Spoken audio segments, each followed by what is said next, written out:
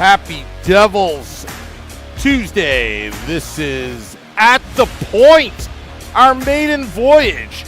I'm your host, Sam Woo, here with the NHL hockey extraordinaire, Bruce Zeman.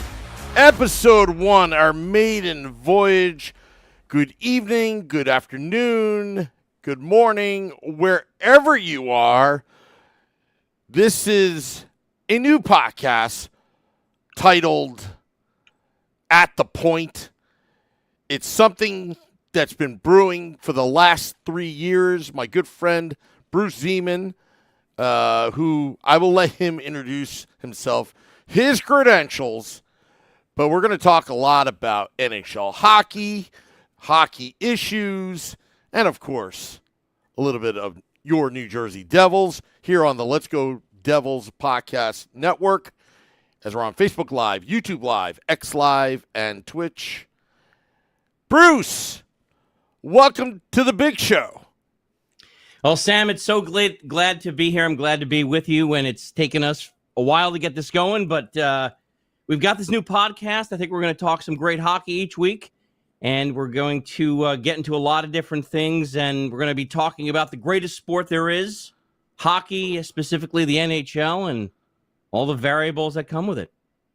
Absolutely. And for those that don't know, Bruce, I got to pump your tires now because, number one, I don't know if we're supposed to announce it just so there's no Devil-centric bias, but you are a New Jersey Devils fan, going even way before when the team was brought to New Jersey. I would assume, like, you go way back to the real beginning when Dr. McMullen bought the team from Colorado to New Jersey. Am I allowed to share your employment with the New Jersey Devils and what you did for the fans, or should I keep that hush-hush? No, that's fine. I mean, I've been following this team really since they were the Colorado Rockies, and as you alluded to a moment ago, I have kind of an unusual history with this team that not many people have. But you probably met a lot of the fans that are actually watching this podcast right now. What were you with the New Jersey Devils? Well, back from 1991 to 1994, I was actually the Devils mascot. I started as an intern there in the public relations department, and I got to see the team, you know, in a way that a lot of people don't get to do. And it was just a fabulous experience. And, you know, then when I went from, you know, just being a young pup, so to speak, getting into the media, you know, I've been following this team a long time, and I've got some insights I think that some people don't get to see. And that's why it's one of the reasons I'm so excited about doing this podcast with you. We've got a lot of knowledge, and it's going to be a lot of fun, I think. It's going to be a lot of fun, and don't be so modest. You're also part of the 334 club. Am I correct? I am. I was at that game against Calgary Flames, and I never thought that I would actually park my car on the New Jersey Turnpike and walk up there, up the spur to the arena. But yeah, it was that was some game. Oh, absolutely. But then you moved on and you started your radio career in Vermont. You've been a guest on the podcast, on the Let's Go Devils podcast, many of times in the past, and you had the number one morning show for many years in Vermont. So, and also you've done sport, some hockey bits with I guess Vox Sports. Am I correct? And ESPN. Yeah, I recently moved to Lewis, Delaware. My wife had an employment change, but I have been on the radio for 30-something years, and I've done stuff with ESPN up in Burlington, and I'm still employed by Vox. I'm a NHL analyst for them, and I was the voice of Middlebury College hockey. I've done a lot of NESCAC play-by-play, and so, you know, I like to think I have a pretty good insight on the sport. It's definitely different from when I played. I played hockey for St. Michael's College way back when, but it's a different game now, and, you know, it's changing. It's changing, and, you know, what I always remind people is we love the sport, right? You and I are big fans. Yep. Above everything, I think, and I know I have trouble with this sometimes. I have trouble remembering that it's a business, and it's a results-driven business, and I think sometimes it's hard to look at the game as an analyst and not a fan, because we all want to say, hey, our team is great. But, if you do what we do, and, specifically talking about myself here, sometimes you have to call out some stuff when your team is not playing well, and look at it as an analyst. And, especially as a Devils fan, it's been kind of a roller coaster the last couple of years. We had a really good year 2 years ago when we did all those great things. Last year was not so good, and it's kind of up in the air what's going to happen this year. So I guess we'll just wait and see. But we're going to be talking about it. I'm really excited. Yeah, I'm really excited as well. But just switching gears, Bruce, let's talk a little bit of NHL and talk about so far. I mean, we're probably about a quarter away into the season. It's mid-November, and the season has started out, with a lot of news. Obviously, the Johnny Gaudreau, in the opening night at Columbus was one of the biggest storylines of the year so far. We've seen some pretty good hockey, some disappointments, some surprises, all that. But what do you think is the biggest thing, I guess, storyline so far in the first quarter of this NHL season? Well, for me, I think you hit it right on the head. I mean, the Johnny Gaudreau story really, it started the season on kind of a somber note. I mean, I know as a Devils fan, I was really excited for the new season to get started.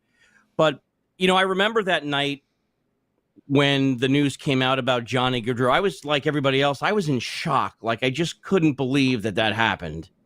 And just, following, that story and just what that did to that family, it's hard to kind of comprehend how bad that was. Yeah. I mean, when it happened a couple of hours, before his sister's wedding, and it just reminds you of how fragile life is. I mean, this is such a great sport, and, in the scheme of things, it's a game, right? It's a game, but it seems that transcended so many different things. And it was just, for me, it was hard to get back into the game mode, seeing how that situation just devastated a family. And I mean, if you think about it, I mean, this is a hockey podcast. We can talk about the merits of, drinking and driving and how foolish it is to do that and the consequences and everything. But boy, that was tough. It is a tough way to start the season. And, that franchise losing their goalie a couple of years ago with another accident that happened. It's and you can even go further back when they lost a young fan, which now the NHL has put safety nets.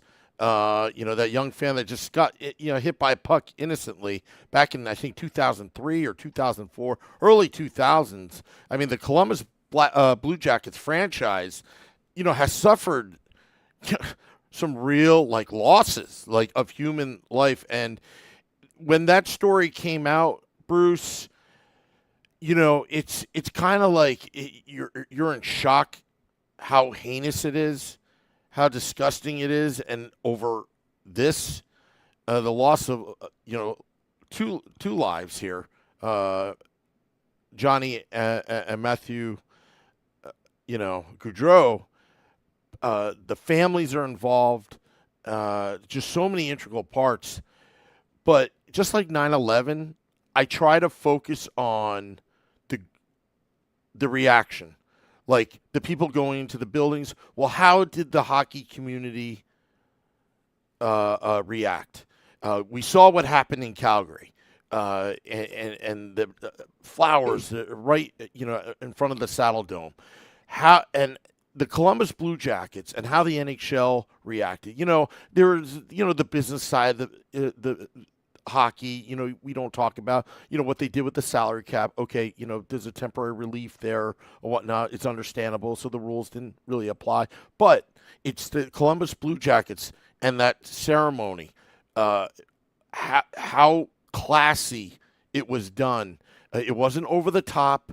It wasn't too somber, but it paid respects to both Johnny and Matthew, and the way the family came out there. The Philadelphia Flyers, John Tortorella, inviting the father out on the ice just to get his mind off of things, and just getting back on the ice will help him, hopefully heal, through this tragedy, or just at least maybe a temporary relief of that. So, again, when we say this is what hockey is all about, Bruce, that it's the human element that always makes hockey what hockey is, whether it's through tragedy or through stories that we hear throughout the NHL, like Carey Price and that little boy that was crying and just wanted to get an autograph, which is very hard in Montreal because it's hard to get to the players, but it happened. And just seeing that, and then the NHL bringing him to the award ceremony. I mean, never, ever, ever, good or bad, take the emotion out of the game. No, and that's why I think hockey is the greatest sport. I mean, having that insight that I had, being that close to the players, it seems like in a world where the sports are just money-making businesses now, that hockey still remains the one sport where you can have that relationship with your favorite player and you can see some of the things. I think you hit it right on the head, too. I mean, the way everybody came together after the passing of Johnny and Matthew, it was hard to explain. I mean, I had my sticks out. I haven't played in a while, but I had my sticks out on my porch for the brothers, and you follow the tributes and everything. And I wasn't a big John Tortorella fan before he did what he did with the Goudreau's father, Guy, but I am now. I thought that was a really classy gesture, and if you just saw how Johnny and Matthew's father looked after that, I'm not really sure how you even get up the day after that happens. He was just so distraught, and I just saw that, and I was like, wow. Yeah. I don't know how I don't know how you move on from that. I don't. Yeah, and also I got a glimpse of John Tortorella behind the scenes. I went to the cover the Rangers Kings Stanley Cup Finals, and I was actually at Madison Square Garden, and I was actually in an elevator with John Tortorella. And I got to see him and his little friend, again, a little boy. I forgot his name. There was a whole story behind it, behind the scenes, how kind he was. And as soon as the elevator doors opened, it was John Tortorella, the one we know on TV, but the human side of John Tortorella, he is to me, I think he's a very, very nice person. I mean, again, you got to look at it from, when I say I'm not a fan, I'm talking about, as a coach, and how bombastic he is, and the way he has a kind of a prickly relationship with the media. But I will tell you, one of the other things that's very well known about John Tortorella, big animal fan. He's got a big soft spot in his heart for animals, and so I'm a big fan of the fact that he does those things. But very classy move by the Flyers to get the Goudreau's father down on the ice and let him try to get back to normal. Yeah. So right now we're on Facebook Live, YouTube Live, X Live, and Twitch. We want to hear what you think is the biggest story so far in this 2024-25 NHL season. I will tell you, and I'm a geek, but there's something I'm following behind the scenes where I think is a really big story that's going to have a big impact that no one's talking about, is the openness and transparency of the new NHLPA boss, Marty Walsh, who used to be the Secretary of Labor, mayor of Boston. Don't want to get into politics here, but he's got credentials. He knows everything about labor and unions. And now he's the head of the Players Union. And, there were issues with Paul Kelly of the NHLPA. Nothing wrong with Paul Kelly, but remember when he got fired that the players thought that he was too cozy with Gary Bettman. And then there was Bob Goodenow, and there was the strikes, and then there was lockouts, year-long lockout, and all this stuff because Gary Bettman and Bill Daley, they are hard negotiators. But hearing that there is actual dialogue, that there's actual plans, and the 32 teams that are now making the NHL, the expansion, the growth of revenue, and how they pulled themselves out of COVID, and feeling confident that we're not going to have another work stoppage, hopefully, I think is big because after 2025, they're going to be negotiating. And I like to see after Donald Fehr, what we witnessed in baseball, Donald Fehr, who eventually became the NHLPA boss. He was also the MLB PA boss as well, where you remember the 93-94 strike or something like that. I think it was 94, and a loss of a World Series. We don't want to see that, but I think the good news is hockey is financially healthy. They came out with the valuations of teams. Every team is worth over $1 billion right now, USD. And I think hockey's come a long way. It's not the number one revenue-generating sport, but it seems to be healthy, and it seems to be their dialogue. And I think right now they're talking about, future world events and all that. I'm loving it that they're actually talking and feeling. Yeah, they're actually talking, and they're talking about. Excuse me, and they're talking about doing different things. I mean, if you want to make my head come off, I mean, you can talk about expansion and where they're going to go next. But again, you're right. I mean, if you look at the Devils Buffalo series in Prague, yep, and how well that was received, I mean, it's good that they're talking, and it's good that they're expanding the game. Yeah, absolutely. Max in the YouTube Live says, "Whoa, new segment." No, this is Whoa, new podcast. It's called At the Point with Sam Woo and Bruce Zeman. At the point, because we're going to make a lot of points on this podcast. It's more NHL focused with a little devil-centric twist to it, because there's a lot of things going on in the NHL. There's suspensions, there's drama, there are teams are slumping, teams are doing well. There's lots of stuff, Bruce, and we're going to go over that. And we're going to Tuesdays and Thursdays in mid-afternoon sometime. We're going to go live, take your questions. If you've got any comments as well, it's something new we're doing here on the Let's Go Devils podcast network. Because tonight, just remember, there is a game, Devils at Florida in Sunrise, Game Day Live, and Devils After Dark after the game and before the game. Just keep it here. So I just want to explain to the new people that are just filing in, like, what's this? At the point? We got to do a little NHL puck talk. Little puck talk, and we're going to do it in drive time. So if you're driving home and you want to stream the show, you can do that. And it's exciting because I don't think on the internet, I don't think there's any other show like this that's going, in drive time, so you can kind of get your hockey fix before the games at night.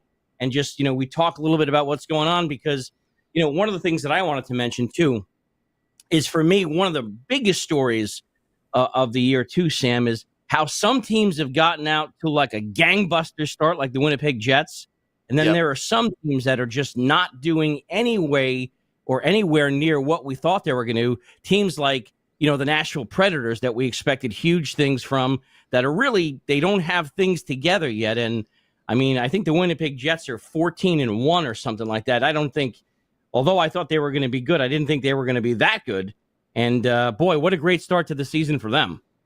Yeah, and you know what? Andrew Brunette had a great season last season, coaching that team. But, sometimes, Bruce, I always felt that if you're going to bring big studs in, it doesn't always work. Sometimes it takes time, or sometimes it doesn't work at all.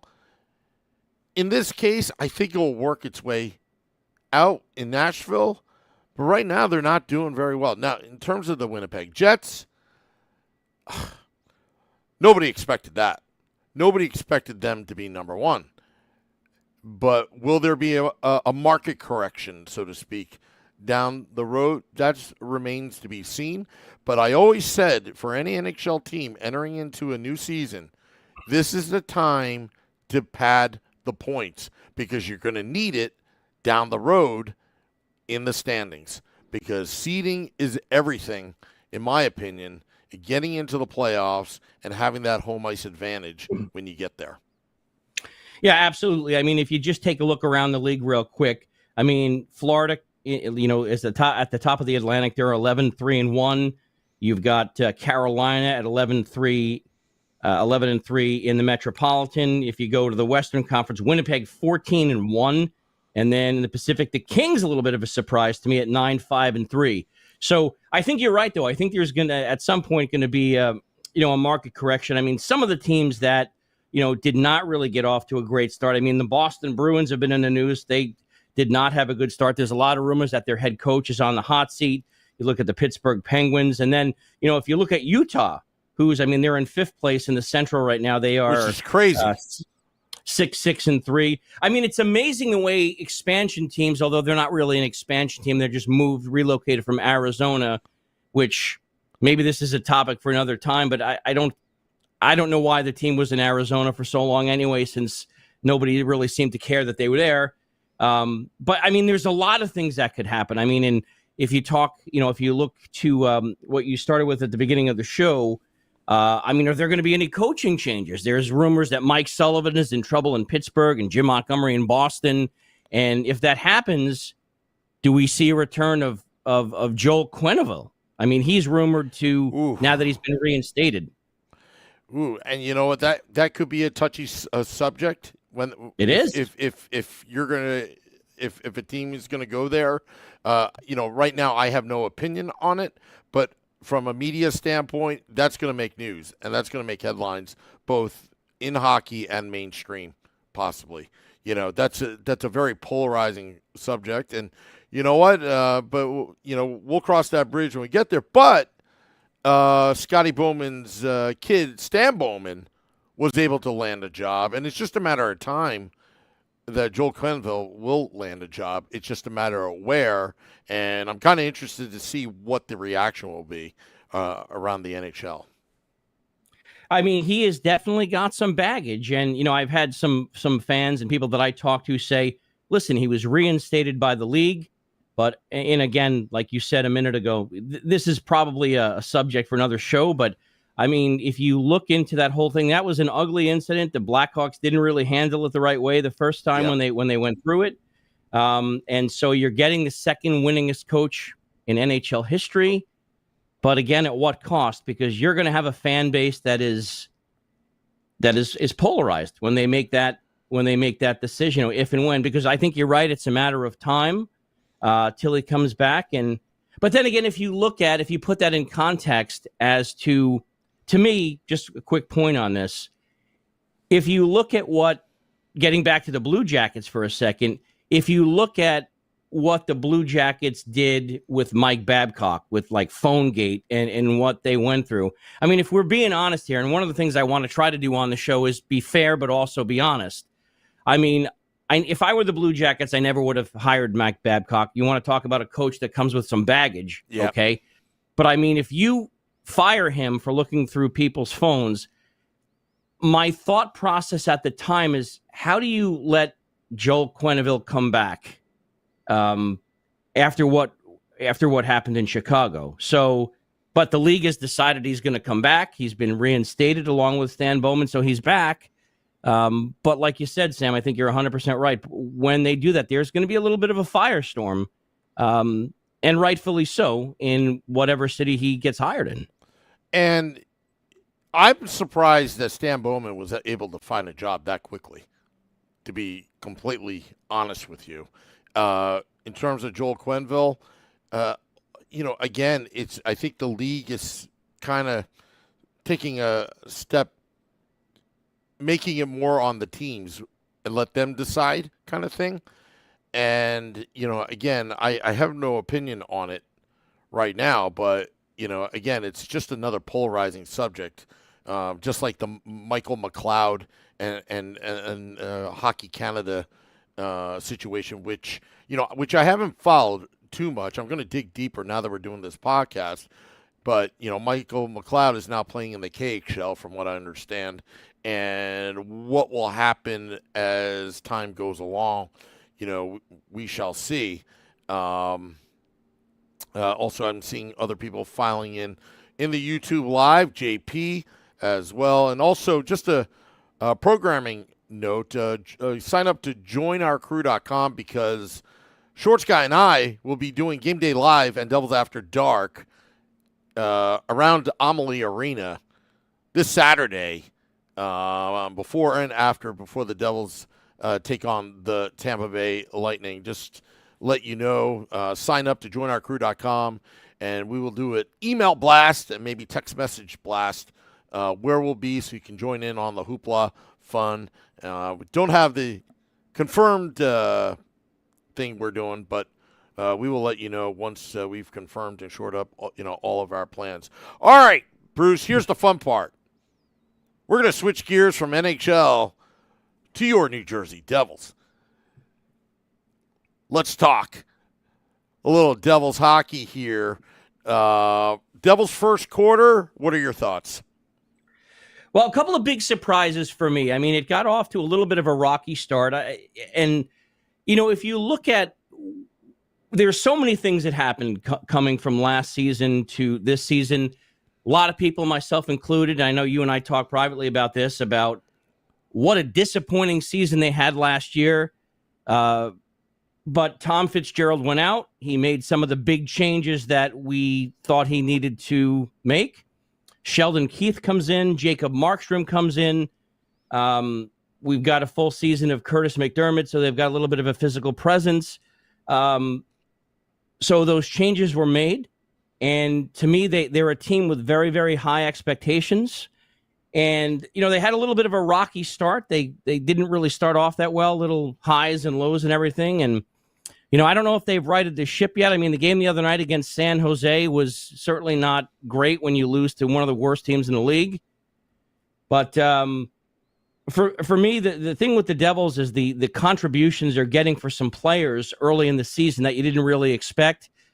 Stefan Nason with a terrific start to the season. He's off to a career best in terms of, points per game. And then also Paul Cotter, who came over from Vegas, I believe. He's doing very well. And, the goaltending seems to have righted itself. So I'm happy with where they are. I think they're getting there, but, a little bit more consistency. And I mean, if you think about it, I mean, they're doing all this, and, Jesper Bratt has had a pretty good start to the season. And hopefully once the Hughes brothers get things going, that, we'll have a great season. But it's been kind of an interesting start so far. Yeah, a very interesting start. Got off to a hot start. New Jersey Devils slumped a little bit there, but then came back and got back on track. I think right now, I think one of the biggest surprises with the New Jersey Devils is the shutouts. The shutouts. I haven't heard the word shutout since maybe Corey Schneider a couple times, and Martin Brodeur, the king of shutouts.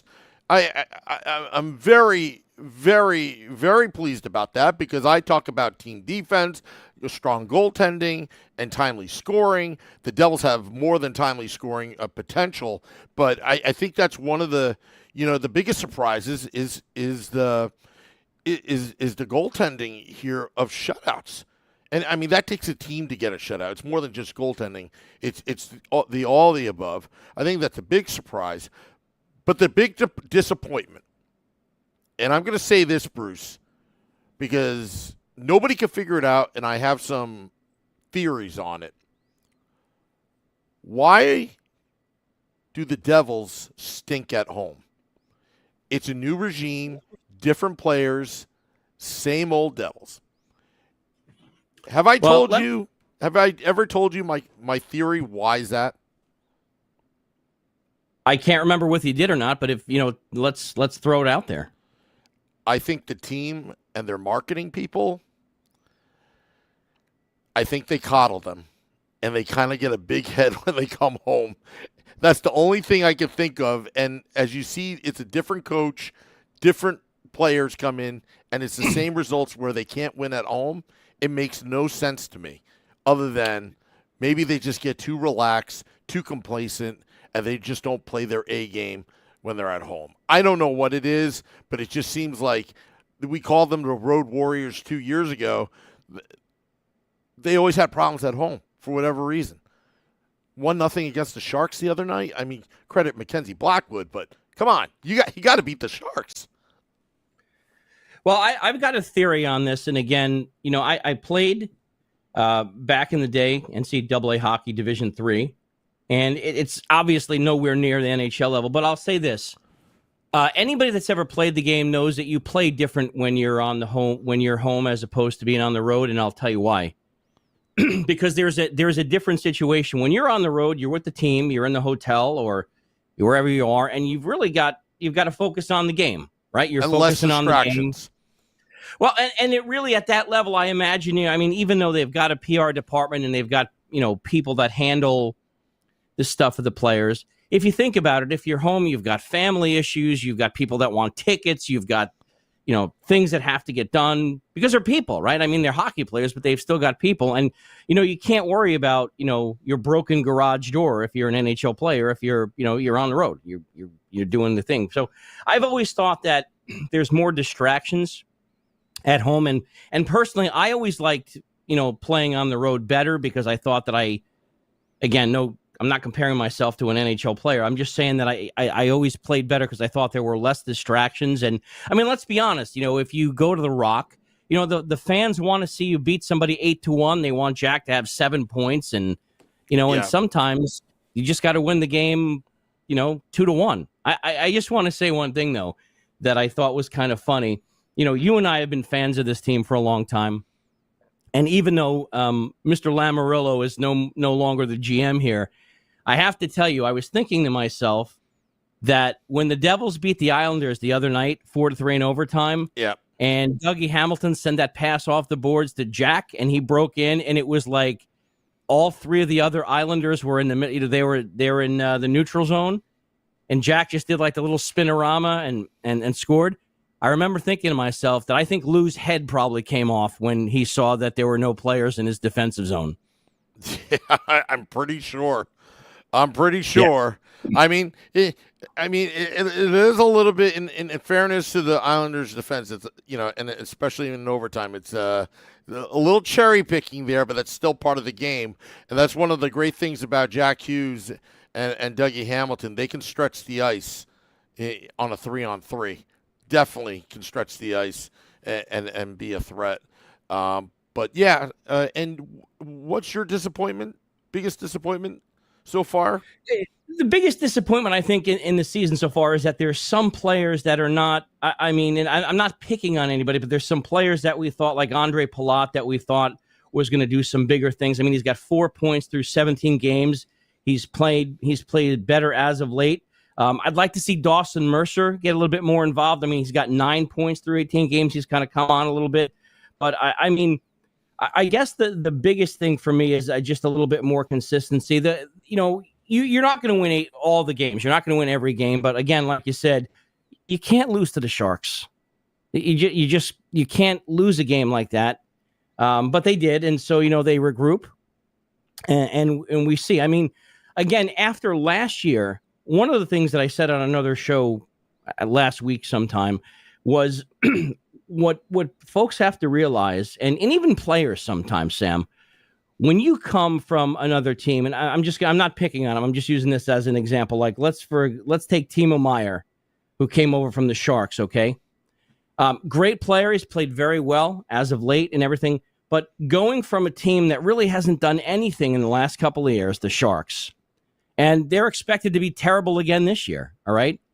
When you go from that environment to New Jersey, I mean, really, after last year and the changes that Tom Fitzgerald made, and he took a lot of criticism for not getting Markstrom sooner, not getting some other things that the team needed. And I do personally think that the team still needs another physical presence. I think they need another grinding forward, okay? There's much higher expectations this year, and I'm going to throw this out to you.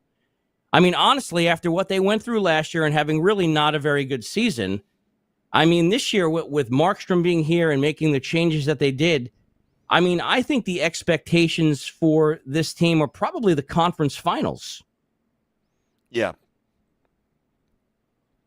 Conference finals. And then, if we're looking ahead a little bit, you've got Jacob Markstrom, you've got Jake Allen. But again, what are they doing down the road? I mean, you've got Jacob Markstrom for, I think, 2 years, and you've got Jake Allen, but those guys, I believe, are 35 and 34 respectively. Okay. What do you have in the pipeline that is going to take over for that? Because again, you've got excuse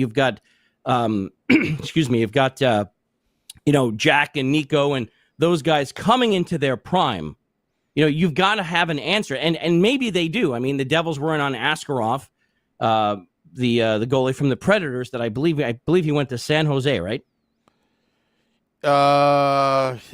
I don't remember. I'm pretty sure he went to San Jose, but yeah. So what is in the pipeline going forward? Because I mean, I think the Devils. Sorry to interrupt. I think the Devils are playing the odd makers game. They have drafted a lot of goaltenders, but the one that stands out, I forgot his name, the second round pick that Marty Brodeur chose out of Russia. Forgot his name, but I think he could be the one. But when you talk about Nico Dawes, I mean, Akira Schmid got traded, but you have Brennan, you have Poultier, I think his last name is.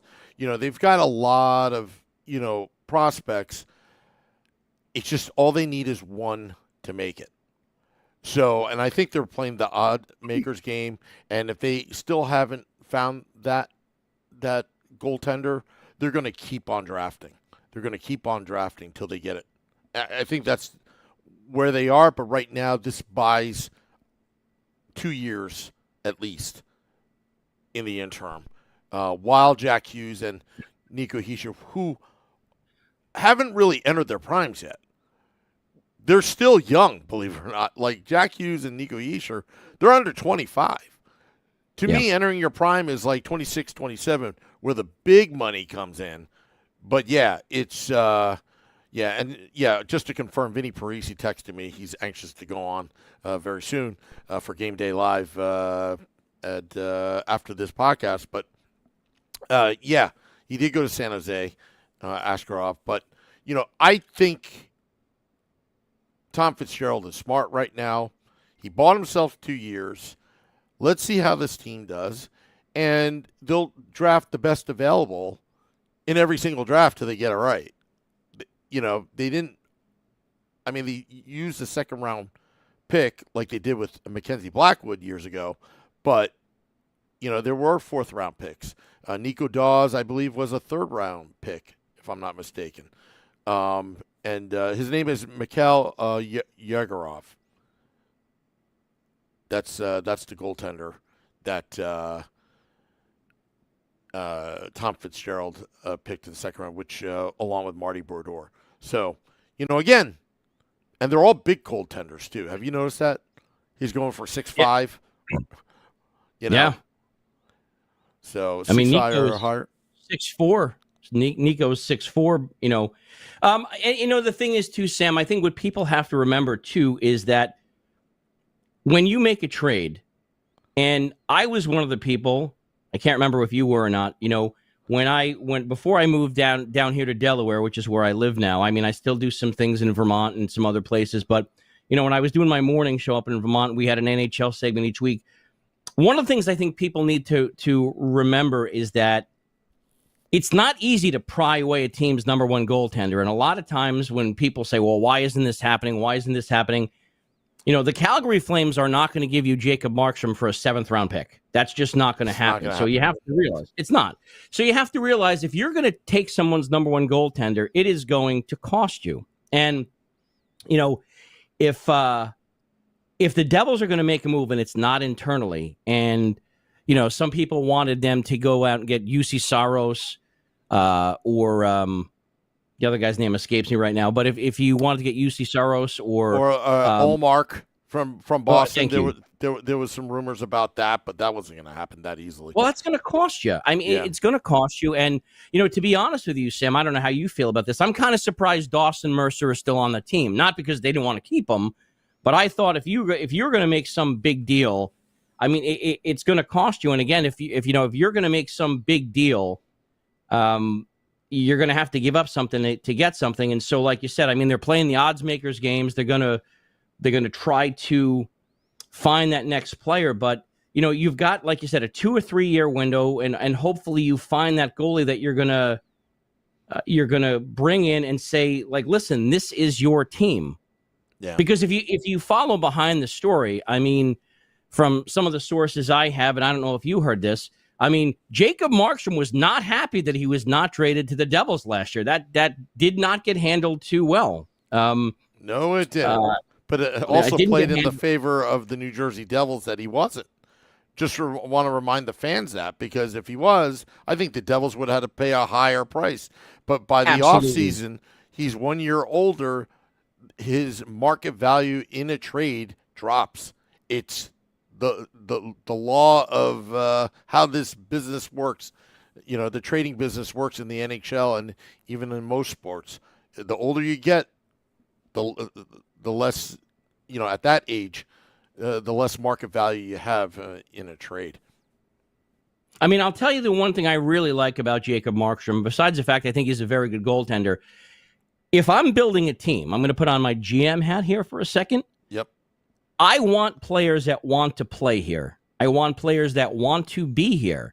And Jacob Markstrom was willing to waive his, I believe he had a no-trade clause. He was willing to do that, and he wants to come. I want players that want to play here. And I think that, and who knows if they did this or not, that you're going to, you've been to the Rock many times. You walk in there and you see all those banners. That's a pretty impressive sight. You see the banners up there, all the conference championships, the Stanley Cup championships. I know if I was a player and I walked in there and someone was like, you could be part of this. He wants to be here, and I think that's a really good thing, especially for some of the younger players, because they've got a chance to do some really great stuff. I'm curious to see how the season plays out. I'm curious to see if they're able to get some of these other players firing on all the cylinders, and I'm just curious to see what happens as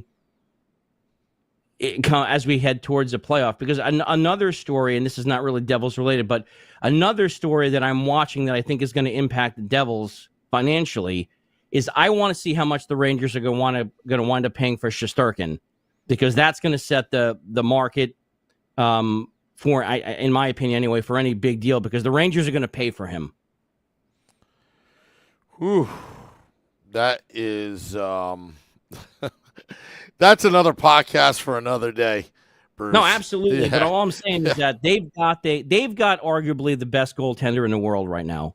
Yeah. And really, I mean, he's going to write his own check. I mean, to me, I've always said, how much is enough? I mean, he's going to probably, if you're asking me today what he's going to get, I think he's probably going to get, 11 3/4 for 6 or 7 years. But I mean, again, he seems to want to be there, but he also seems to be pretty shrewd business-wise. And they've got, the players have got people to handle this for them. Yep. I mean, the Rangers are not going to let their marquee, they can't. They're not going to let their marquee goaltender walk, but, they're going to pay. They are going to pay for him. Definitely going to pay. Well, Bruce, such a pleasure to have you on board for our maiden voyage in the podcasting world here on At the Point. We'll be back Thursday mid-afternoon here on the Let's Go Devils Podcast Network, talking NHL, talking a little Devils. And, well, thank you, Bruce. And I'll see you in a couple days. Yeah, thanks for having me on, Sam. I'm looking forward to doing this with you. And like you had said earlier in the podcast, send us your questions. If you want us to discuss something, we'll do it, and we'll talk hockey. Yeah, so Game Day Live, me and Vinny Parisi coming up shortly in about 15, 20 minutes from now, dropping the podcast on all of our podcast pages, Apple Podcasts, Google Podcasts, Spotify, Amazon Music, Prime, Audible, and the iHeart app. Thank you to you, Bruce. Thank you to Jamie for the wonderful logo here on this podcast, At the Point. I guess till next time. Oh, I don't even know how I'm going to end this. We'll see you later.